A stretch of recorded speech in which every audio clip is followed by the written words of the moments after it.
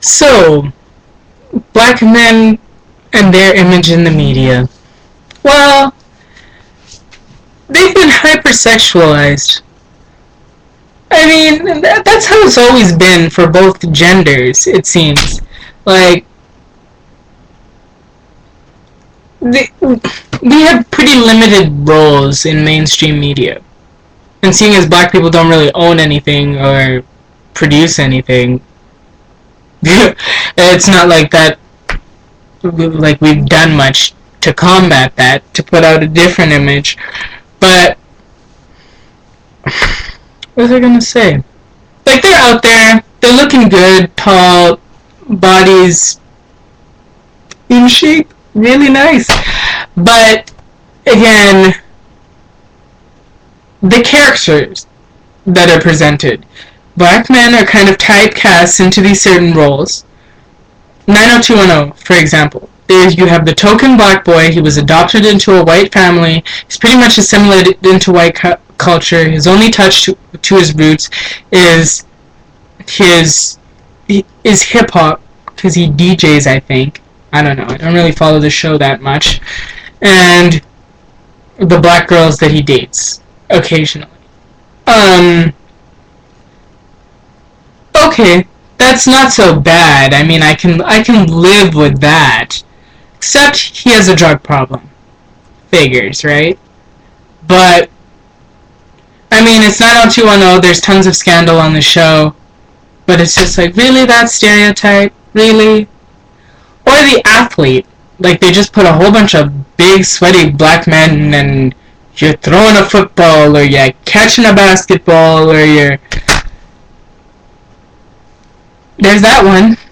There's no shortage of roles for you if you want to play a basketball. Be a basketball player, some kind of athlete. Or if you want to be a rapper, thug, drug dealer, anything like that, of course, you'll get roles for that. Like, they always show black men on the negative end of society, especially if it's the negative end of society and they're interacting with black people. And usually the only way they get better is they have some kind of white savior to come and guide them to the light. You know, the white man's burden. We gotta fix these creatures, these inferior beings, because they are incapable of pulling themselves out of the dirt and fixing it themselves.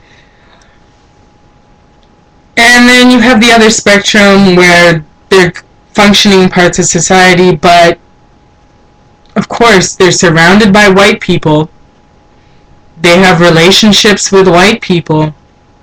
Like, it's very rare that you see young black people in good, healthy relationships together, and they're both valued in constructive parts of society. But of course they're going to be in love when they're on the negative end and causing trouble, or they're going to have baby mama, divorce drama, or if it's a bunch of black guys together, there's going to be problems. If there's too many black people concentrated in one area, interacting together, there's going to be problems. But, again, you guys are out there, you look good. You look good, so of course girls are going to see this and think, oh, he's so attractive. Oh, he's just so...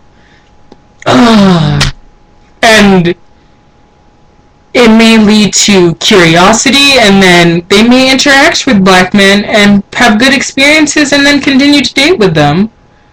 Or they could have bad experiences with black men and maybe try again, or maybe they've had it. Maybe it's always like curiosity, that need to experiment. And I've seen it go both ways. I mean, I have a friend, all she dates is black guys, and she's white, and I kind of feel like she acts black, because I've seen her parents and her family, and at first I thought she was like from the States because of this accent, but it seems like she's kind of just conditioned herself to have it. But yeah, but she's a nice girl, she's a sweetheart, and you can tell that she genuinely likes I don't know what she sees in black men, because I kind of feel like if you date black men exclusively, then to a certain extent it has to do with skin color. Like if you're gonna say, oh, I'll only date black men and you won't give anybody else a chance, especially your own race. Like I think a bit of it, but there's a certain danger that causes some intrigue, and that's maybe why some people want to experiment, where they look at black men and think, oh, this guy's attractive, and even though he looks risky, yeah, that need for that encounter kind of outweighs that perceived risk. Which is good to an extent for black men, because at least that way you are able to go out there and mate with whoever you want, and it seems like there isn't that. That stigma is still there. Society doesn't really want black men with their white children. They just don't. But at least you have people who are thinking outside the box and trying to interact. But to a certain extent, this has given black men, some of them, this kind of entitlement issue, this arrogance, especially when applied to the black woman. Like, there's black men who won't give, like, good-looking black women the time of day. They would just rather go with a white girl. And this black girl could be really nice. And she may be better looking than the white girl. But maybe he sees something in that white girl, but a lot of the time it's just like, you make a big fuss about how a girl has to be so fine, have her body right, and then you're with this big, fat, ugly white girl, and it's just like, excuse me? So I have to be like a 10 in order to be with you, but she only has to be a 2? Like, come on. I mean, your standards should be consistent across the board, but I feel like it's not. And that's some black men. It's a certain type of black man who seems to be like that, who has this. I don't know if you've had bad experiences with black women, so you just feel like, okay, she has to be like perfect before I even give her a chance. I have no idea what it is, but again, you guys are like the default in well, not the default. The default is the white man, but you're up there right now, so I guess enjoy it. But be nice to people, because they can knock you right back down real fast. I mean, the in thing used to be like Latino women, but now isn't it the Armenians with the Kim Kardashians? I mean, J-Lo used to be the queen of the black ass, right? But now it's Kim Kardashian. But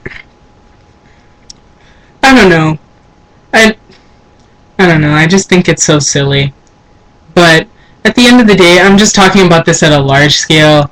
On a personal level, I really don't care. If that's how he wants to behave, if that's how he wants to be, then maybe I'll talk to him again once he's matured. But if not, then I'm just gonna keep doing me and just forget about him. He can do his own thing. I'm not his mom. And if he wants to be with her, he wants to be with her. Like, that's the thing, black women. If he doesn't want to be with you, he doesn't want to be with you. Move on. And again, you need to have standards too. You need to have standards too. That is important. And don't just run to some white guy because he's white and you're intrigued by, oh, this white man, he likes me. I mean, I must be like, you don't need to look to them for validation, and that's what I feel like some black men are doing when they go with white women. You're looking to them for validation from society, like, look, I'm good enough to get your women. They see something desirable in me. I must be now a valued part of society, because if she can look at me and accept me, then maybe everybody else can. When in fact, they actually would probably hate you even more. But again, this is something that takes some introspection. You just need to sit down and think about it. Because this arrogance isn't cute from both genders. It's not cute. Okay? You should try your hardest to be a good person, regardless of what your media image is. If you don't like a stereotype, you should work hard to refute it. instead of trying to support it and just embracing it. But I don't know. I never really understood why black guys were so intrigued about white women, but if you look it up on YouTube, you get a whole bunch of different answers. So, I guess I kind of understand now. It's because of my fake hair, my dark skin, my bad attitude, and the fact that I mean nothing to society, so of course I can't reflect my social status onto you, because I'm in the same boat you are, so I don't know. I don't know. When you hear it, doesn't it sound stupid to you? I don't know. It does for me.